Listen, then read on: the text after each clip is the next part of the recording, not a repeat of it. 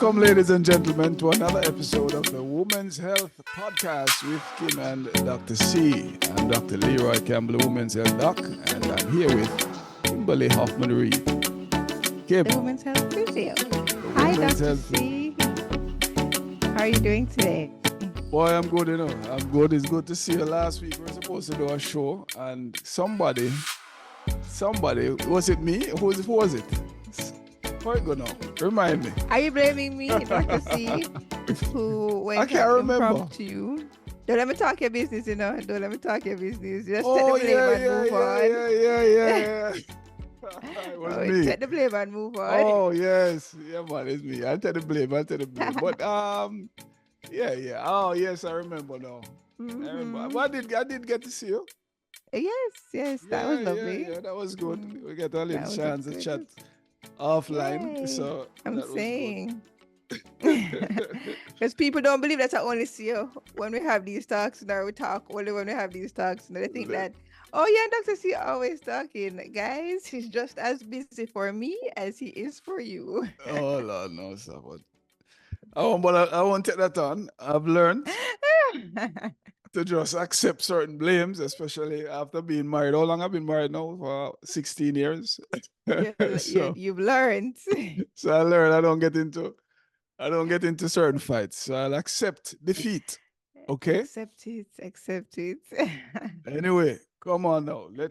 Tell me what's trending, because you're the one that has to keep me up to date with what's going on in the social media. Social media space. Oh yes. Health space. Yes. Mm-hmm. So yesterday was Father's Day. That's good. Yes. A lot of the posts yesterday there weren't much father bashing, so that's good. That's good. More of a celebration of the good dads. And not even saying good dads, just celebrating all dads. And if you want to take claim for that, even if you're not, you are free to do so. Because it just seemed like people are moving away from that, posting their mother on Father's Day because they played both mother and father role. I didn't see much of that. I didn't see any of that yesterday, which is a first. So that was good. I mean, a lot of fathers were being praised. So I'm seeing the fathers are stepping up. So I'm good on that. And not a lot of gelding jokes. So another thumbs up for that in my book. So yeah, it was a good Father's Day, I'm guessing, for the fathers. I saw them out there celebrating. I went with my dad to get ice cream, and I saw a lot of fathers out with their family. So it looked like a good day. And I'm happy about that direction in which we're heading in, where, yes, we have good fathers and we have bad fathers. Yes, just like we have good mothers and we have bad mothers. And yeah, probably we have overwhelmingly more negatives for the father's side. But there are a lot of trying fathers. And, encouragement sweeten labor. So encourage them to continue on that path instead of beating down on fathers and all the things that they're doing wrong. I mean, culture played a huge role in where fathers are right now. For many years, they just provided and they didn't really do a lot in the family. And now things have changed drastically where women are out working, and they didn't learn this from their fathers or the fathers before. So this is a new space for them. And if they're trying and if they're willing to learn and be a part in more than one ways, more than just providing, but actually being there for their children, then encourage it, support it, love on them. And we might find that a few years from now, posting a mom would not even be a thing that we'd even have to discuss, because that doesn't exist. And that would be a good place to live in. What do you think? Yeah, I think, definitely a good point. I think that's encouraging. The point you made about fathers' roles, I think, is a very, very important point in Kim, because I think, was it the last show we were talking about the fact that the role of women has evolved tremendously over the last 100 years. Okay. Yeah, it was the one before on the sleep. The one before, the role of women has evolved much faster than the roles of men in society. Right. We talk about what happened after World War II, when women went into the workspace and began to become earners right? They started becoming more involved in academics. And we Right. have a world now where many, if not most of our women are working, you know, Mm-hmm. Mm-hmm. and they're juggling several roles because Exactly. they, yeah, you know, you had before women were in the home, homemakers, taking care of children, you know, caring for the family, but now they are now doing both. Quite, you Right. know, so it's not like they lost the They responsibility in the home. didn't lose any. They just took on more. They took on more, you know. So that was the blessing and the curse of the liberate woman's liberation movement. Right. And what happened is that the role of men really didn't go along the same evolution. So Didn't. No. men still were in the workspace. The expectation was Mm-hmm. still that they're breadwinners and not men as homemakers, not men as being domestic in their mentality. And so Right. consequently now it created a problem and is Mm-hmm. still creating a problem today where now there's a void in the home because the women who are still trying to juggle both things can't be 100% of any one thing. You can't. You understand? And so You consequently can't. now there creates this void and sometimes friction. Is sometimes friction that causes disruption in relationships whereby men really didn't learn how to deal with women who are earning, who have a sense of Mm-hmm. independence, who are educated. How do these men deal with women? And so for that reason, I believe that has been a part of the problem with the fact that men have become absent from the homes because some of them have been so intimidated that to run Yeah. away. That's one of the reasons. What do you think? That is one of the reasons. I agree. And I think also it becomes multifactorial because I remember I think we discussed once a study that spoke on female libido being decreased because of the man child.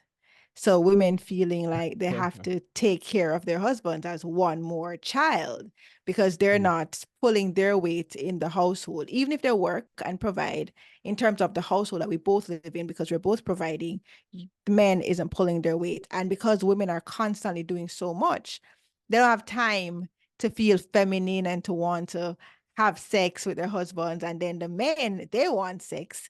And that creates a tension because they can't get the wives to have sex and the wife cannot get the husband to understand why they don't want to have sex, and they have this back and forth, and that can lead to all sorts of trouble in terms of the marriage. So that is because, as you stated before, men, they haven't really evolved into this new role where yes, you're providers, but your wife is also providing, so you have to meet her halfway somewhere in terms of taking on other roles and responsibilities in the household to make sure that things are fair, to make sure that things are balanced and that the bulk of the load doesn't fall on one individual. And Interesting. then you have men who are there like, but I ask her what I must do to help. We do not want to tell you what you must do to help. You have eyes. You can see what needs to be done. Making you a list is mental work. That is work. I don't want to make you a list. I don't want to make you a list. If you're going to the supermarket, don't tell me to make you a list. Open the cupboards, open the fridge, look, and then you can say, I made this list. Do I have everything on it? Then I can say, oh, you left off that. Maybe, you meet me halfway, but when I'm the one who's going to make, I could just go to the supermarket myself. I probably wouldn't have to make a list because I probably have a mental idea of what's not in the house. So then they're like, oh, but I can't please her. It's not you can't please her. It's not you're just not trying hard enough. I mean, you are an independent, capable adult. I would have to make a list for my daughter. I don't need to make a list for a grown man. And that's the issue that sometimes men don't get. They're like, oh, but we're helping. Are you? Because if now you break down the task into it, if you break it down, not just buy groceries, if you break down the steps, if you take away the last step, which is buy the groceries, you realize that you don't really take away the whole task from me, right? Because you look at it as just buying grocery, but there's a whole process into buying grocery. I have to probably clean out the cupboard to see what is there from what's not there, clean out the fridge to see what's there from what's not there, make a list, right? Grab the bags, make sure you have the reusable bags in the car, because if you go to the grocery store without the bags, they don't sell any bag. It's a whole process. So if you just take up my bags, take up my list and you haven't taken the load from me. All right. So you give me a wallet there to download. I mean, I had to allow you to vent because I know that, you know. I'm not venting, I'm not venting because I figured it out. So I'm All fine. right. I'm gonna. But I understand the plight because I had to go through it so that my Well, husband understood the plight, and he does. So shout out to him. yeah, definitely shout out to Sam. But what I would say though is you had a lot to download. The first thing you're mentioning about the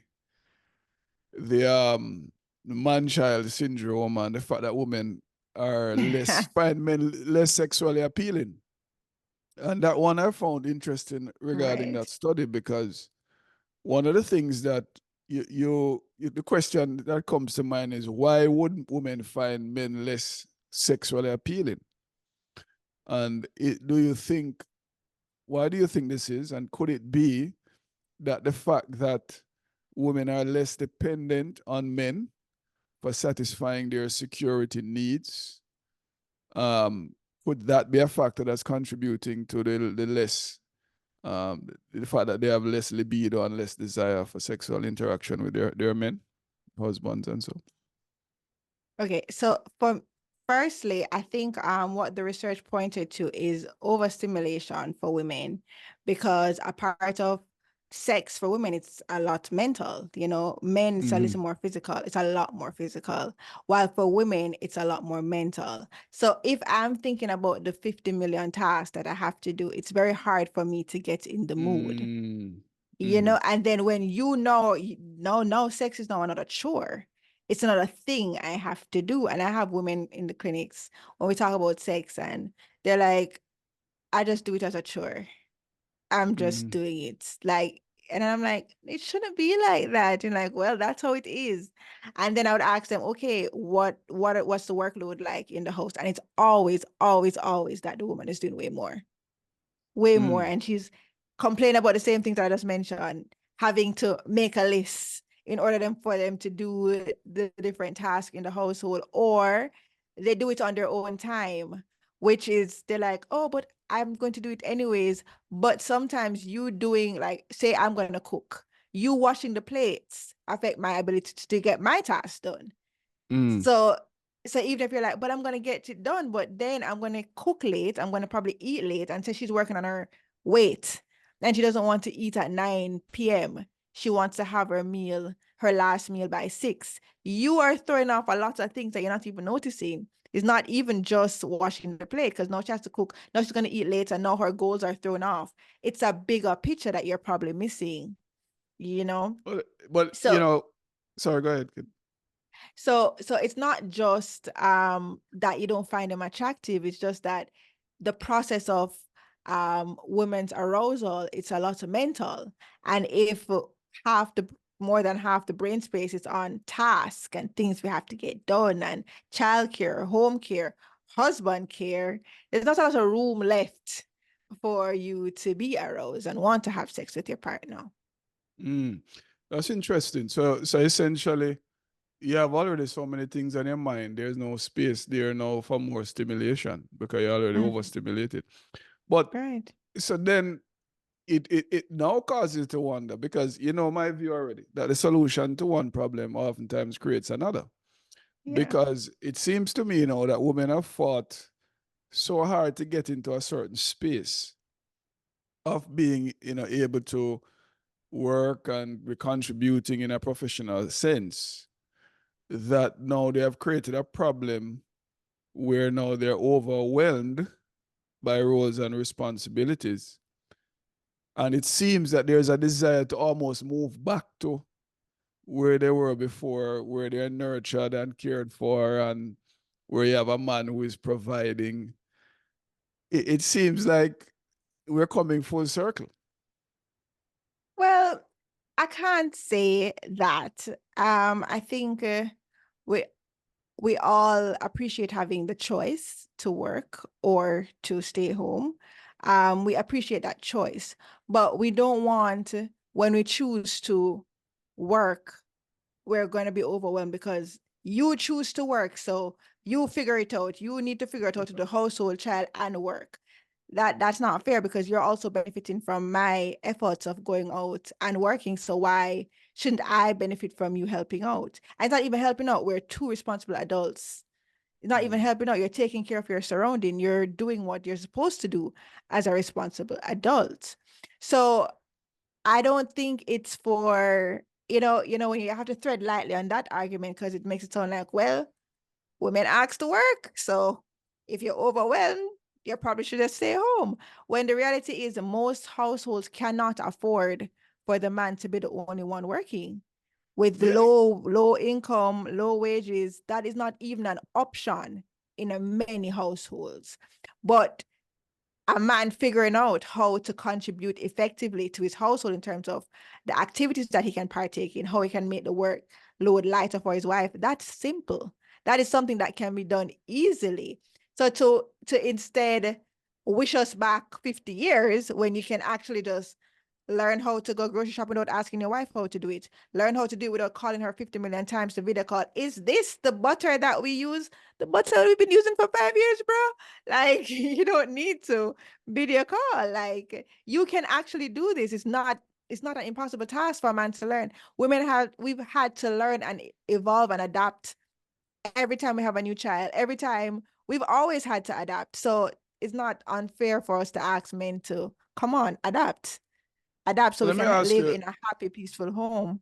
So let me ask you, because what you're saying is essentially that men, if they are not able to contribute in the traditional ways, then as a part of their responsibility to the family, they would need learn how to contribute in other ways. So you're saying that in the past, the man would go out and win bread and he would come back home, bring home the bacon. He wouldn't necessarily be shopping, and he would give the woman the money and say, go to the supermarket and do the shopping. And they take care of the house and the kids and whatever. But you're saying now that the fact that women are also sharing in those responsibilities of winning bread and bringing home the bacon, then men should also share in the responsibilities of homemaking and taking care of the family. Right. Is that a reasonable summation of what you're saying? It is a reasonable summation, but I don't want it to be limited to just based on a man's ability to bring home the bacon, whether he should help in the household or not. I believe men are responsible adults and they shouldn't put all the work on one person, regardless. So even if you have a stay-at-home wife, that's a whole job that you would have to pay, yeah, a cook, a driver. If your wife dies and you had to replace your wife, it would be very expensive, very, very expensive, right? For persons who have stay-at-home wives, it's a whole job. It is a whole job. So I don't think because you're making lots of money, it should just be your wife's role. I feel like decisions that you make for the family should be for the betterment of the family. So we can look and we can say, yes, my wife is staying at home. This is the time that she has to wake up. These are all the things that she has to do. This is a lot in terms of her mental health, physical health. We're making money. We can outsource this. We can outsource that. It can be a discussion, even if you're not physically helping, meaning that you're washing the dishes or you're doing whatever. You can be the one paying for these kind of help for your wife. But it's a decision that you both make. So she's not doing all of this on her own, even the little decisions that she's making, because a lot of women, they grow up in households where they'll never outsource. They will never outsource it. Give them all that work and they're going to do it regardless of what it's doing to them physically or mentally, because they've never seen themselves as the type of person who should outsource. Oh, me no want nobody to cook for my husband. Me no want nobody to wash my husband clothes. And sometimes it's for you as the man to realize that, oh, this is a lot on her. It's a lot on her. Let's do this. Okay, you don't feel with anybody cooking for me? That's fine. Let's let this person wash. Let's let this person come in and do a deep clean, and you can do the tidying up clean 3 times a week or whatever. It's sitting down with your wife and also leading in that regard. Because that, if your husband coming and that woman's gonna be like, whoa, like you feel protected, you feel loved, you feel cared for, and in turn, you might get aroused. Who knows? But science says you probably would. So so it's not just a matter of money. It's about taking care of your partners. Just like she's looking out for you, she's making sure you eat well, she's buying good groceries, she's doing all these things to make sure that you're okay. You should do the same thing. And it feels unfair when all the time you're doing all these things for the persons around you and nobody's looking out for you and nobody's caring for you. So I think that is where that balance is, not necessarily whether we shouldn't have worked or we should have opted to stay home, because either way, both of them, they're stressful regardless. Mm. Working, staying at home, both can be really stressful. Yeah, absolutely. I mean, you're absolutely right about that. If any man has stayed home and done the dishes and washed the clothes and tidied the house for one day, they'll realize that It's it's a not lot. easy. It's a lot of And stuff, add a crying baby to it. No. I mean, just one day of that is enough to make me want to go to work. So, well, I think the bottom line though is what kind of love and care do we have for a partner, right? Right. Certainly when we talk about from a biblical perspective, I know that my influence is strongly based on the scriptures, and the Bible says that a man should love his wife even as his own flesh. So Right. literally, the kind of thought process and care that you would put towards yourself is really what you really should be putting towards your wife, your partner. So I think that is pretty much what you're pointing to. And if we can Yeah. understand that, then it makes it easier for a lot of relationships to work. It You know, does. It one of the does. things I find interesting, Kim. So I was yesterday, as you said, was Father's Day, and I was having a conversation with, a friend of mine who is more of a mentor, older. She's an older woman. She's probably in her 80s now. That's very wise, just full of Wow. sagacity, and every time, and she's witty, and her capacity is as if she was 25 years old, right? Love it. And she made a point to me that I found rather interesting, because quite often you find that men are missing from many of the traditional places of nurturing. So from the family, from the church, right? Even nowadays, you're finding men Schools missing. Huh? and So, schools. and schools, right? So the traditional places where children are nurtured, men are missing. And she raised a point to me that one of the problems that I think is happening is that a lot of the times women are too, she didn't use the word, she didn't use the word independent, but she's like, I tried to use what she said, but essentially she was saying that, women are a little bit too proud and and in fact sometimes arrogant in this day and age. And so therefore it emasculates men, it marginalizes them. The average man feels like he has to do too much to compete. And so consequently, he just shies away from the responsibilities and disappears. What do you think about that perspective? I mean, the aim here is not to try and it's really to have a holistic view of the issues that we're discussing. But I found that what you said was quite interesting, It holds especially merit. from It somebody definitely she's does. been married for over 50 something years. It holds merit. And I think it comes down to dealing with people. You have to create a want. Sorry. You have to create a want in the other person to actually want to do something. And you typically do it by making that person feel important. And so you'll never get a man or anyone for that matter to do anything if you are doing it by belittling them, if you're doing it by chastising them. You'll never get it done. And I feel like sometimes women, they might be right, but not right in their approach. So because you believe that because we agree the men should help out more. Okay? We agree men should be there more for their children. But cussing them out, calling them deadbeat, calling them all types of names, chastising them for not helping out is not going to get it done. It's not going to get it done. It's going to leave two miserable persons, Right. you know?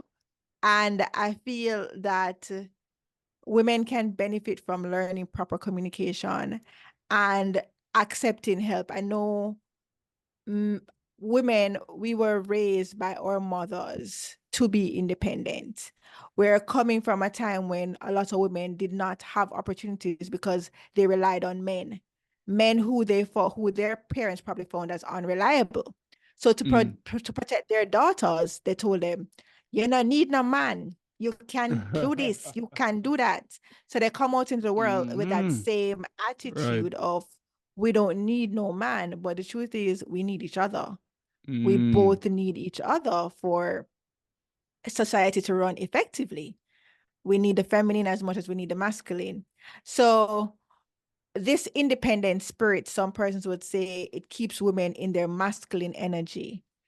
And if a man is around a woman in her masculine energy, then the only response he'll have is to be in his feminine energy of complaining, of running away, of not dealing with the task, not leading, characteristics of not being masculine. So it's very important that even on the quest of getting men to be more active, that we find the proper channel, the proper way of communicating it, and realizing that we do need men. We do need men, and the studies show that we need men. Because even though I don't take the stance of single mother homes, I'm going to use absentee fathers. In these families, you have a lot of instances of children coming out to become criminals, coming out to not do as well as they should in life. And there are lots of studies to prove this. So it is clear that we need both parents in the household. So it's not fair to be like we don't need men. So I do agree. I do agree that we do need more men in the spaces, and I do agree that women can contribute to men not wanting to be in the spaces in the first place. Right? And I don't like to, I don't like to blame other persons for other person's actions, but it's realistic. If you don't want to be around someone, you're not going to be around someone. And there is always some accountability that each person can take. And a lot of times women, we do use our tongue to run persons away. And I'm team woman, but I have to be real. I was talking to a friend the other day, and she was having some issues in her marriage, and they had a conversation, and in the conversation, to me, when she was relating the conversation to me, it sounded like all she wanted the man to do was admit that he was wrong. And I was just listening to like, but what would that solve? I mean, okay, yeah, he's wrong, but you've not voiced anything other than trying to force him to say he's wrong. You've not voiced how this made you feel. You've not voiced what you believe would have been a better approach. You've not voiced anything.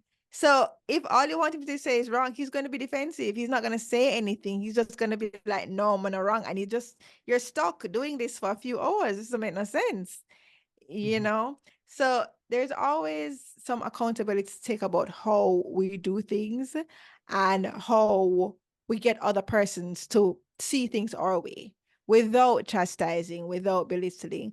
And I think Sonia Winter, our friend, the psychologist, she always said, complain, don't criticize. So in essence, what she's saying is, when you do this, it makes me feel this way.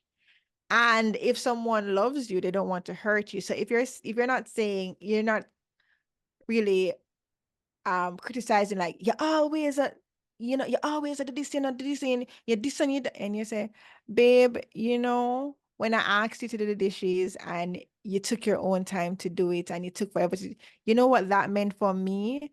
I felt like you didn't care about what I was saying in that moment. I felt like you were dismissing me. I felt like you didn't understand the whole issue. Like, I'm trying to cook earlier in the day so that I can eat earlier, so that I can lose some weight, so I can feel more confident in my body, because I'm Mm. struggling with that aspect. And then he's hearing, and he's like, oh, he didn't see all of that. I know him can say, babe, I didn't mean for you to feel that way. I really was just trying to zone out in this game, and I didn't realize. I'm sorry. And you work on it better the next time around. So I feel like communication is a big thing, and how we communicate and how we position ourselves. And if it's all rooted in love, then each party would want to do the best for each other. So it will get things done and move things faster along that way. Yeah, I mean, definitely. I think you raised some very good points there, as it relates to how we communicate things. I think what is happening now is that in the past, we have to be realistic that when women had less options for security, they probably were a little bit more cautious about how they would speak Mm-hmm. to a man. If you Yeah. knew that this man was the one who put food on the table, you are going to treat him a particular way, Mm-hmm. because you know that keeping him happy is going to keep you happy. Right? Um, and then now we're in a world now where for many women, either they can sustain themselves on their own, Mm-hmm. or they are contributing just as much as the man, if not more. Right. So And he needs her. He needs her. in fact, most of the cases now, women are earning more than men. No, the statistics show that is where the trend is. Women are out earning men. Mm-hmm. And so consequently now, and I have said to you before, we look at it from an evolutionary standpoint, the woman's main requirement for contentment is security, Mm-hmm. right? Women want security. So now, if she's already feeling secure without him, then what is it that's going to drive her to treat him in that way that he has grown, that he has evolved to be treated? You see, because you have to Mm. understand the current situation that exists in most homes has never existed in the Mm-hmm. thousands and thousands of years of human existence. You see? True. So what is happening is that we're asking persons to evolve psychologically in a short space of time, in a space of less than 100 years, into a style of a kind of behavior for which they have not previously had to deal with for thousands of years. So Yeah. literally, genetically, men are not programmed to To- check Nope. the cupboard and go to the supermarket without the list. So They're as much as not. I hear you saying that he's an adult, we have to understand that there are certain things due to our evolution of roles. Some one gender may be more adept at doing than the other. And so Agreed. consequently now, what happens now is, how do we bridge that gap efficiently? Because what now, why should you say, oh honey, please can you Yeah. and be sweet and nice, when you're thinking to yourself, well, listen, I pay It's the bills in this house. frustrating. I pay the bills in this house. I am the one who put food on the table. So why should I have to be sweet and nice Right. when I'm in that position? Do you see? You see the challenge that's coming up there? I see the challenge that's coming up, but I also understand that, yes, financial security is, women want to be financially secure, but we also want a household where we're happy in. We also Mm-hmm. want that. We also need that for our own mental health. Because in a household where we're paying all the bills, we're taking care of the kids, that is, even though we can do it, no woman really wants to do it. No woman really wants to be the only one providing in the household, taking care of the kids, even if we can do it. So if that's not what you want, then you have to figure out a way how to get what you want. And maybe that is for a while, explaining it to the man and understanding, approaching it from with grace, understanding that this man probably had a mother that did everything for him. And all his previous girlfriends did everything for him. So this that you're asking is completely new. And when you're approaching it with that in mind, you're less likely to get all upset that it is an adult. Yes, an adult that did not have the same circumstances that you had. You know, like women always say, you meet a bachelor and you go and don't have bathroom curtains. Like, be for real. You expect somebody who do have bathroom curtains to know how to grocery shop and make a list and not just come back with snacks. Like, you know, like think about it. It's not realistic. Right. So yes, I understand it. I understand it both ways because I've been there. I felt that way too. Like, these are adults. But then when you see the results on the other end, you're like, it's probably worth it. It's probably worth it to have the communication to sit down and talk, because I'm sure a lot of times women are doing things that men don't like. And they're not, oh, you should know better. Most times they don't even say anything. They just accept it. And we're doing things wrong too. We're talking to them in ways that they really don't like. Right. You know, we're belittling them, we're emasculating them, and they're not saying anything. So when you develop a culture now where we're talking and we're expressing ourselves, they might feel the room now to be like, babe, but you know, sometimes when you ask me things and you say it like this, it makes me feel this way. It makes me not want to move. It reminds me of this time when somebody did what, and I just don't want to act when you talk like that. You know, it creates room for both parties to work on themselves. So yeah, I mean, that saying that is an adult and he should know, it's still staying in pride. And we're trying to come out of pride so that we can both move and get the home that we desire, that kids can see too. Because the more we do it now, the less work the future generation will have. Absolutely. So we That's just a have good to do point. it. Yeah, that's an Yeah. excellent point. I think, one of the things I've noticed over the years, so on average, I mean, depending on where you look, the divorce rates in most developed countries ranges between 40 and 60%. The outliers, I think, like Portugal are, so it's like 67% of marriages end in divorce from what I've seen. That's high. As high, yeah. In the UK, it's probably along the lines of about 40% of marriages end in divorce. Still high. And it's still high. It means that 1 in 2, if you know 10 people who are married, at least 5 of them at some point are going to end up divorced. That's what the statistics show. And that's alarming, Kim. I mean, if I told anybody that you had a 1 in 2 chance of getting lung cancer by doing something, what would you do? You would stop smoking, right? Because the chance of getting lung cancer by smoking is far less than that. And then, so if it is that we're going to tell people to stop smoking, then why, you realize that a natural factor that's going to come into play after all, people going to say, boy, why get married? And that's what's happening in society now. In fact, divorce rates are going down, but because it's not because marriage rates are going down. You see what's happening?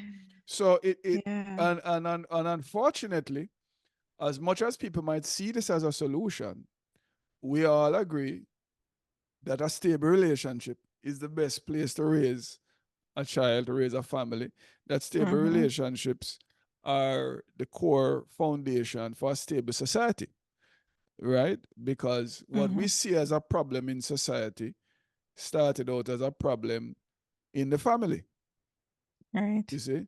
And so consequently now, there has to be these discussions for why relationships aren't working.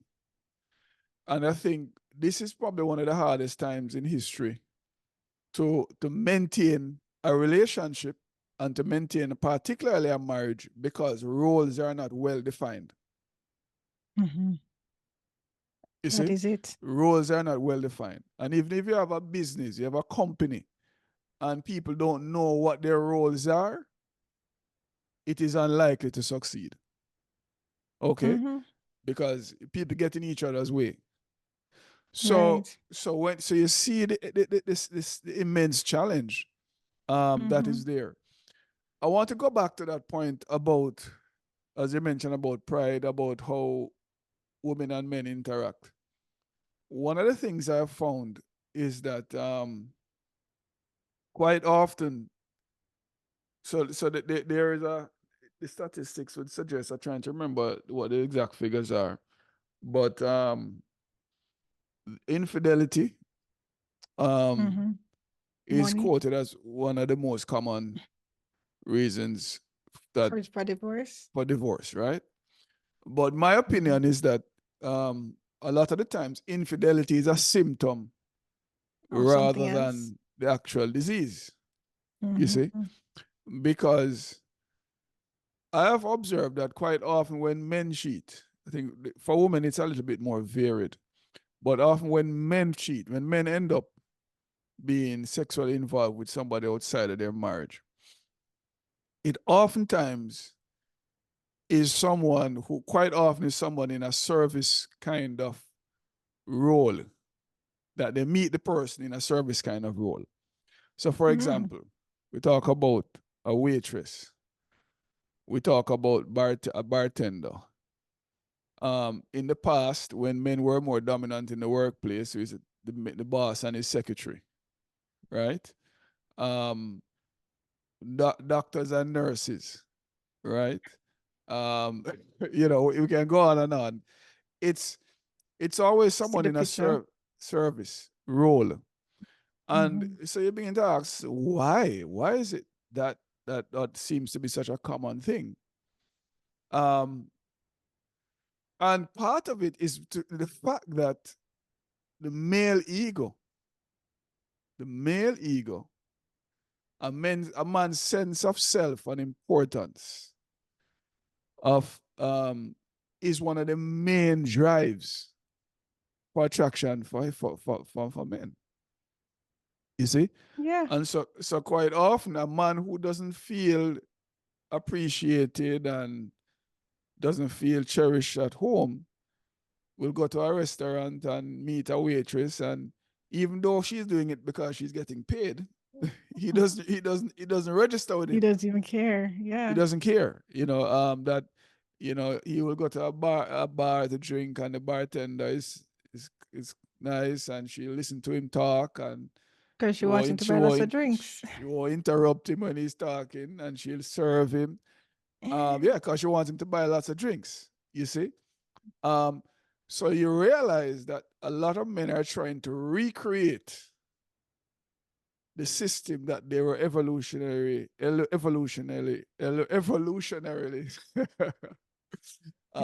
designed to exist in. What, Yeah. what what do you think about that? And I agree. And that is why, when I started out talking about the making people feel important, making them feel like they want to do something, it's so important because everyone desires to feel important. I think if we're looking at why women cheat too, it probably has something to do with them not feeling appreciated and important as Mm-hmm. well. So, or not feeling financially secure, whatever the reason may be. But a feeling of importance, it's important for children, male, female. It is important that the person, oh, we're going to say important too much times, that the person feels like their presence is necessary for them to want to be there. And you know, again, it all stems back to how we relate to each other, how how much we desire that the other person knows that they're valued. So you might have a partner who they're not contributing to the household in terms of household chores, or they're not there yet and you feel overwhelmed right now. But I'm sure that person has value. That's why you were married in the first place, I'm hoping. So Mm. there is something that person contributes. So before you down them on all the things that they're not contributing, how about first appreciating what you're doing? I see you working hard for us. I see you taking on those extra overtime. I see you. I see what you're doing. Just acknowledging it before, if every day they come in, all you have is, you never washed up the plate last night. You left your shoes there, so you I mean, Gonna you be have a to be problem. fair. It's going to be a problem because just like if you do all the things, fathers have this thing that they do, where if they see a scratch on the child, they make it such a big deal. If they see a mark or anything, they make it such a big deal. And it irritates moms because they're like, hello, you don't see that we've been keeping her alive for all these years, but it's that one little scratch that you weren't even there, it's the same thing. So the same things that ticks us, it ticks men too. The same way how you would want to be appreciated for all the things you do, men desire that too. And I'm sure they're doing something. I am sure. Or then you really need to evaluate your relationship if they're not doing anything. If you can't find anything that they're bringing to the table, then you probably really need to evaluate your relationship. But in most instances, these are hardworking men who are coming in who are not taking part in the household chores. So, but if every time you hit them with you left your shoes, you left your socks, you never wash a plate, every single time they see you, then all of a sudden they start to associate you with bad feelings, bad emotions. They don't want to be here. They don't want to be around you because all they can think of when it comes to you is just negatives. It's So, fun.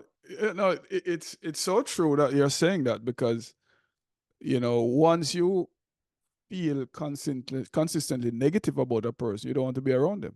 you don't want to be around them. And the funny thing is that you start out wanting to be around this person.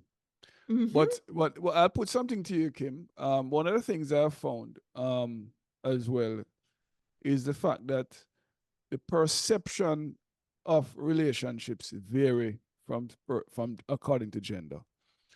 So when and we've spoken about this before, when a man puts a ring on a woman's finger and says, I'm going to marry you, invariably his thought process is, you are perfect where you are. I do not ever want you to change. Oh, yes. That's his perspective. That's what he's saying when he puts a ring on the finger. For a woman, when she gets married, puts a ring on a man's finger, they're giving the vows. What she's really saying is that, boy, you're not perfect, but I'm willing to I'm gonna work with you fix you. All right, until I'm I gonna get there. fix you. I'm gonna fix you, right? And I found that is one of the major problems in relationships because people do not understand what they're really getting themselves into. That's a fact. That is a fact. It's so true. And then you know what happens because women they're trying to get this wedding ring. So they're putting out all the stops. They're not complaining about the shoes and the socks and they're not And the washing the fact that plate. there's no curtain in the bathroom. There's no curtain Curtain. in the bathroom. They just go buy the curtain and they just fix up the bathroom and they keep it moving. They're not saying anything. So no, the man expect that's gonna be you for the rest of his life. Yeah. That's And that. that, That's and it. that, and that's the problem. And so a lot of the times people come into relationships and they feel mutually cheated. Long before people cheat, they feel cheated. In fact, I feel that people cheat because they feel they were cheated on both sides. I mentioned to you about how why most men cheat and how many men get into problems because of the need for that, that motherly type nurturing that they're not getting. They're gonna find it, or they're vulnerable to somebody outside who will provide it, even if they didn't look to get it. The fact that somebody's providing it, they become vulnerable to that person. But then now on the female side, quite often I find the same rule applies. Women cheat because they feel cheated. Yeah. And it can be one of two ways I've found. One is that their natural instinctive desire is to be secure, to feel secured, to feel loved, to feel protected, feel valued. And if that's not there, they are vulnerable to somebody else who can make them secure. So that's the reason why you find that many times women will go for men who have more earning capacity, who are even, and depending on their situation, it may vary. So if it's most times it may be a money factor for security, but in the past it used to be a bravado factor, confidence factor. So women are attracted to men who will defend them. It's not so much a big deal anymore because we're not living in the wild, wild west, but it's still a factor. And then also, the second thing that I find that cause women to cheat, they feel cheated, is if men cheat. Mm-hmm. So it sets up a cycle because they now Yeah. cheat as a matter of spite. Yeah. You see, Revenge. so a lot of women do revenge cheating. So Mm-hmm. ultimately, you find that cheating is oftentimes a result of people feeling cheated. Yeah. And then sometimes men know that they're not at the space that the woman wants them to be. And they also make promises that they're going to do X, Y, and Z, and they never do. Mm-hmm. And then the woman is like, yeah, this not going to work out for me and my family, Mm-hmm. you know? So it goes both ways as we've been saying. But what what I believe needs to happen, and we spoke about this the last time we had this conversation. It's been upfront from the get-go. Mm-hmm. Like, this is how ask the questions, ask the hard questions. How do you see yourself as a wife? Mm-hmm. And then answer the questions honestly, not like you're interviewing for a game show or to become Miss Universe. Answer the question honestly. Because yeah, you might feel like going down the aisle is the most important thing right now, but I feel like staying married should be the most important thing. Mm. So answering the questions honestly can allow for that. If I can be like, as a wife, I see myself, yes, I'll be cooking, yes, I'll clean, but I will not be the only one doing this. Mm-hmm. There will be tasks that will be shared, and we can share the task according to what you believe you're better at, because Right. men tend to press better and they can do those steamy things that women probably can't. Okay, then you're in charge of laundry. It can be what you like. It doesn't have to be like I'm forcing you to do things you don't necessarily like. And then we can probably decide that we're going to outsource the things that we both don't like. We can have these conversations from before, so then when we enter the marriage, it's not like, oh, I didn't realize that I was going to be the one wash, cooking, cleaning, and the likes. Mm-hmm. It's not a I surprise. didn't know you expected me to do all of this on my I own. didn't I know thought you you'd help. expected me to. Right. Like, and some women, they're genuinely Uh, shocked. They're like, but yeah, but what's funny? They've been doing yeah. it on their own all throughout the courting. Yes. You see that that's so much, and it's all about values and, as you're saying, being honest about expectations. Hmm. Because the truth is, if we're to be honest with ourselves, we are guilty of cheating people, We cheating are. or the people we claim to love. Because, as you said, sometimes, especially when you want the relationship or you want the ring or you want the woman, you're doing what is everything in your power to please that person, Hmm. and you're creating an unsustainable expectation, or rather an Right. expectation that you are not willing to sustain. Hmm. You see. And then And always gonna so, change. yeah, they say it's a change. They said, oh, you were not like this before. But the reality of it, I was like this before, you just didn't know. Hmm. And Because I that was busy tricking you. I was busy trying to get you to be with me, you see. And unfortunately, that's the beginning of many of problems in many relationships, because now you're in this thing, you already met this vow, and you found out that the person who you vowed to doesn't exist. Hmm. The mask is off now, and this is the real deal that Real you're dealing deal. with. You see what I'm saying? Yeah. Um, and so the question now is, how does one respond to that?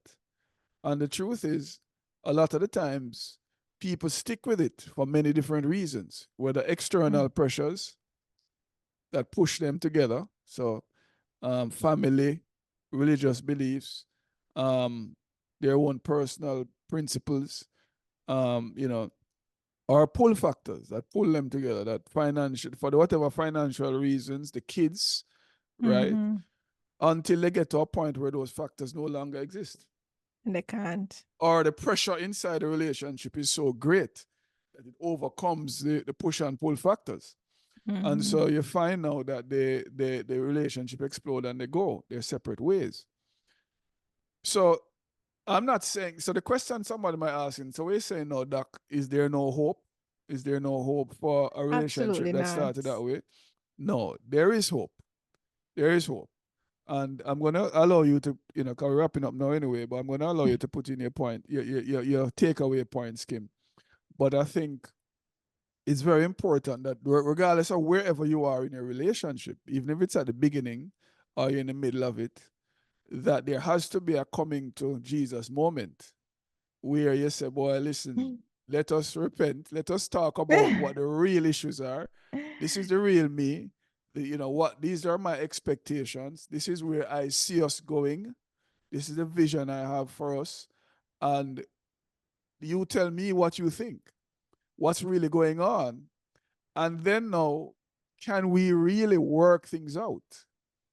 So that I'm not trying to criticize you every day and to tear you down because you're not becoming who I want you to be, but rather I'm able to try and build you up because we now have an expectation. We both understand each other. We both understand what each other desires. So we can now become a builder, not somebody who is tearing down. I can accept you as you are, knowing that we are working for you to get better, and you can accept me as I am, knowing that I am working to get better. But the bottom line is, at some point, we have to be really honest about our expectations, and we have to be humble enough to communicate it, and we have to be willing to hear. So those are the three things that I would say. Three Yeah. H's: honesty, humility, and be willing to hear what the other person is saying. Yeah. And for me personally, I believe that I agree with your 3 points beautifully. So I'm just going to add on to them. So do what Dr. C says. And then it's resources. Just understand that you do not know everything. You do not know how to make everything work because, as we mentioned before, it's the first time in history that we've ever been here where man and woman can contribute financially equally, provide protection. We can do it all. Guns are available. We can literally do everything that was once on one role, one person.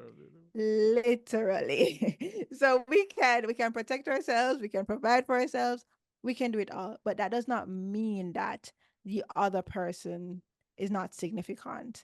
It's unfortunate that all along our roles were just tied to women's ability to nurture and care and men's ability to protect and provide. Unfortunately, that's what we needed at the time to make it here. But now we're here and we can go much further because we lose the ability to progress a nation if we tie half of that nation to just being at home taking care of kids. We don't get their brain power. We don't get what they can contribute to building businesses and making inventions Absolutely. and all of that if we're tying them to the home, Right. right? So we both can contribute to the growth of society. So now we're here. How can we now lean on one another to propel each other instead of fighting at each other, blaming each other? Like if you go on social media, it's everything is an argument between genders, sorry. Male and female attitude. Women are this, men are this. There is no winning if we're families at war. There is no winning. So, okay, we're here. We're here now. We've already made these vows. We honor these vows. How do we progress? And we sit, we look at what are the current rules. Be honest about it. As a man, write down all that you do on your own or contribute to. And as a woman, you write it down and you look at that list. I promise it's going to shock you if you're at a place now where things aren't where you want it to be. And then you can fairly sit down and say, how can we both make this equitable?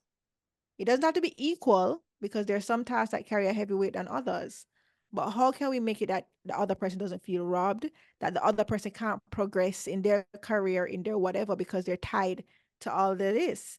How can we make it so that the other person wants to see me at the end of the day, wants to hug me, wants to spend time with me at the end of the day? What will that be? I know you're making a decision not just for you, but for your family. You're making family decisions.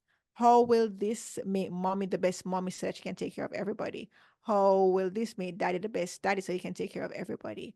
And once we're doing this, we're making family-based decisions. We're not sacrificing the family for an individual. Then we can start to make some progress. And then, okay, I want to take over shopping, but I don't understand this listing. Babe, tell me the steps that I need to take when I'm going shopping so that I don't have to call you, so that it doesn't feel like the task is still on you. And you sit down and we have this conversation. You make a list, you write it down, and you say, okay, so the next time I'll do it this way. And then you can ask for feedback. Babe, I did it. Is there anything I could have done better? And there we go. Mm. Same for the woman. Okay, babe, I want to work better at communicating with you. You have an argument and you communicate and say, babe, I really tried this time. Is there anything I could have done better? Is there anything that I said that probably turned you off? Or, and then you take the feedback and you work on it. Because you have to understand that you're not fighting against each other. You're fighting with the problem. You're trying to make the problem go away so that the two of you can flourish. It's not you against each other. It's you against whatever is affecting your family and affecting the ability for your marriage to last and to go the distance. And once you have respect, you have love, and you're able to communicate, marriages can go the distance. They absolutely can, and marriages are beautiful. We know we can. We're a team happily married over here, so I mean we're biased, but it's proof that it can work. And I'm sure we both had problems Happily at some married, but point. but having We've had to all gone through it. deal with the same Yeah, challenges we're talking about, so definitely. absolutely. Well, Kim, listen, there another wonderful conversation. Every time we talk, there is always some So wonderful good. things dropping, brilliant stuff coming Insane. out, inspirational. So hopefully you guys will benefit from that. And we just want to Yes. say stay happy, stay healthy. Kim, take it out for Yeah. us. So guys, please leave us some comments. What do you want to hear us talk about? What do you feel about this conversation? What tips, what takeaway will you be trying? Let us know in the comments. We want to hear. All right, until the next time. What's it again, Doc? We can never remember it. Stay happy, stay Stay happy, healthy. stay healthy. All right, guys, take care.